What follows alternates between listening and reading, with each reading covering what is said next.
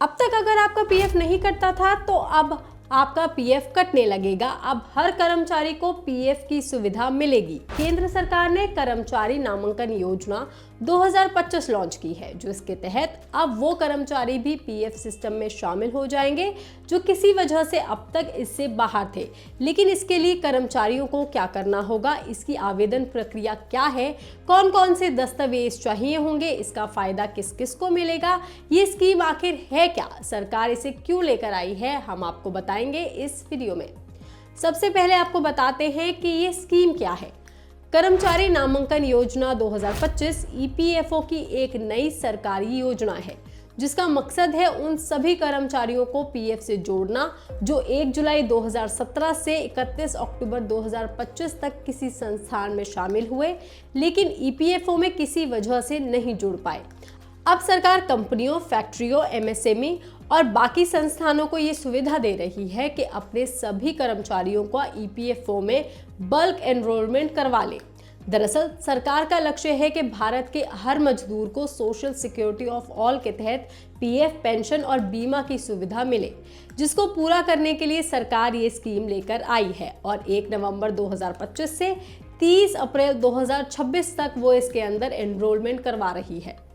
सरकार की स्कीम से कर्मचारी और एम्प्लॉयर्स दोनों को ही फायदा होगा। सबसे पहले बात करते हैं कर्मचारियों के फायदे की। अगर किसी कर्मचारी का पीएफ हिस्सा पहले वेतन से नहीं काटा गया था तो उसे माफ कर दिया जाएगा, उसका पीएफ खाता खुल जाएगा और उन्हें पीएफ के फायदे के साथ साथ एम्प्लॉय डिपॉजिट लिंक्ड इंश्योरेंस के तहत बीमा कवरेज भी मिल जाएगा। लेकिन इस योजना का लाभ उठाने के लिए कुछ शर्तें भी लागू की गई हैं। सबसे पहली शर्त है कि कर्मचारी ईपीएफ एंड एमपी एक्ट 1952 के अंतर्गत आते हों, उनकी मासिक आय कम से कम 15,000 रुपए हो और जिस संस्थान में वो काम कर रहे हैं वो संस्थान ईपीएफओ के अंडर आती हो। इसके अलावा कर्मचारी घोषणा की तिथि पर जीवित हो और उस संस्थान में कार्यरत हो, मगर जो कर्मचारी पहले ही कंपनी छोड़ चुके हैं उनके मामले में कोई ऑटोमेटिक कार्रवाई नहीं की जाएगी। वही बात करें एम्प्लॉयर्स के फायदे की तो कंपनियों को कर्मचारियों के हिस्से का योगदान जमा करने की जरूरत नहीं होगी। जी हाँ, वो भी सिर्फ इस योजना के तहत सिर्फ अपना हिस्सा उन्हें देना होगा और साथ में 100 रुपए का नाम पत्र जुर्माना लगेगा। कर्मचारियों पर किसी पुराने बकाया का बोझ नहीं पड़ेगा। इससे एम्प्लॉयर्स को अपनी पुरानी गलतियां सुधारने का अवसर मिलेगा। ये स्कीम उन संस्थानों पर भी लागू होगी जिन पर ईपीएफ अधिनियम की धारा 7A, स्कीम की धारा 26B या पेंशन स्कीम की धारा 8 के तहत जांच चल रही हो। अब आपको बताते हैं कि इसकी आवेदन प्रक्रिया के बारे में। तो आवेदन करने के लिए सबसे पहले कुछ दस्तावेजों की जरूरत होगी। कर्मचारियों के पास क्या कुछ होना चाहिए पहले वो जान लेते हैं। आधार कार्ड, बैंक खाता विवरण, passport size photo, mobile number और ईमेल नौकरी का प्रमाण होना जरूरी है।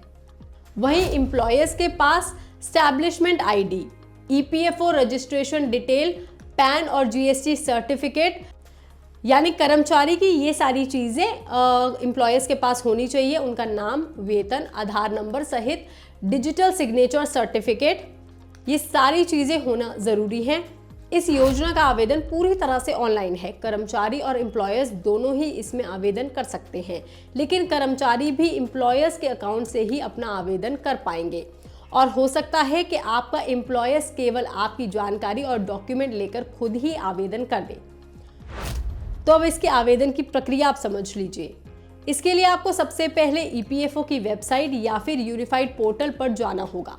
यहाँ पर आपको एम्प्लॉयज एनरोलमेंट स्कीम यानी कि EES 2025 लिंक पर क्लिक करना होगा। फिर यहाँ एम्प्लॉयर्स को अपना एस्टैब्लिशमेंट आईडी और पासवर्ड डालना होगा, जिसके बाद कर्मचारी की जानकारी जैसे कि नाम, आधार, वेतन, डेट ऑफ ज्वाइनिंग अपलोड करनी होगी। इसके बाद ईपीएफओ ऑटो वेरिफिकेशन होगा और पीएफ खाता नंबर जनरेट हो जाएगा। रजिस्ट्रेशन की पुष्टि ईमेल, एसएमएस के जरिए आपके पास आ जाएगी। आपको बता दें ये स्कीम कुछ ही महीनों के लिए खोली जा रही है, इसलिए अगर अभी तक आपका पीएफ नहीं है तो इस स्कीम के जरिए आप पीएफ में जुड़ जाइए ताकि आपको हमेशा के लिए फायदा होता रहेगा। इस खबर पर, इस जानकारी पर आपका क्या कहना है, आप हमें कमेंट करके जरूर बताएं। बाकी तमाम खबरों के लिए आप देखते रहिए लोकमत हिंदी।